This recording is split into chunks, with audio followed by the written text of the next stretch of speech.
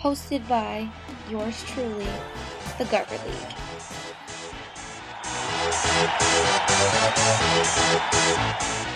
First we have Miller Lite, where it's always Miller time.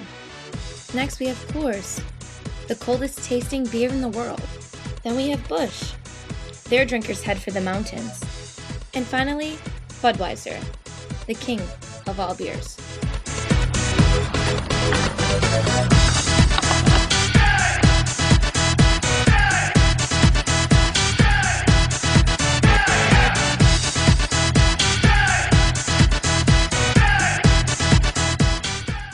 After round 1, we can see that Coors came in first with a value of 8.46, but a close second is Budweiser with an 8.45. This category is judged on how the public views each brand.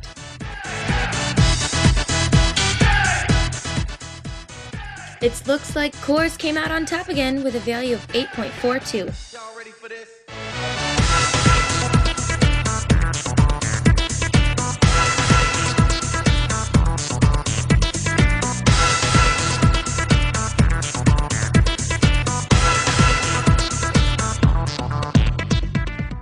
It's looking like Busch has the cheapest price compared to the competition, with a value of 8.75.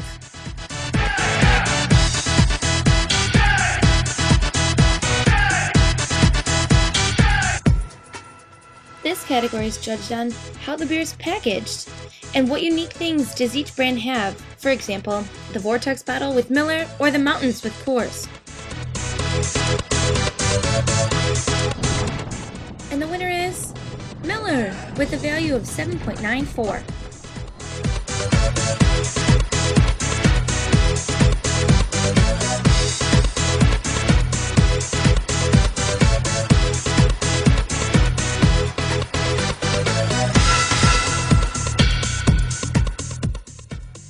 It's looking like Busch wins with a value of 8.16, just a slight advantage over Budweiser with an 8.12.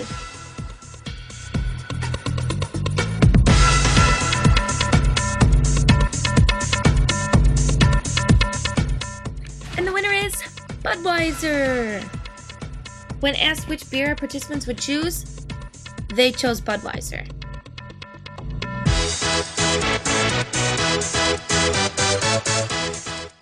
They first need to look at the range of prices. So we range the beer from being priced too cheap that the value of the beer would be jeopardized, all the way up to the price being set so high that it would not get purchased. As you can see here, what we want to take a look at is the range between a good deal and where it's starting to get too expensive.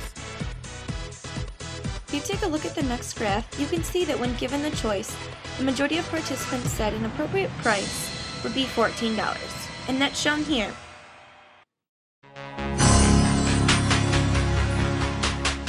We learned that when put up against its competitors, Budweiser was the most preferred beer. And when choosing a price for the beer, it came down to a $14 being acceptable. So overall, based off of all of our findings, Budweiser can finally say that it is the king of all beers.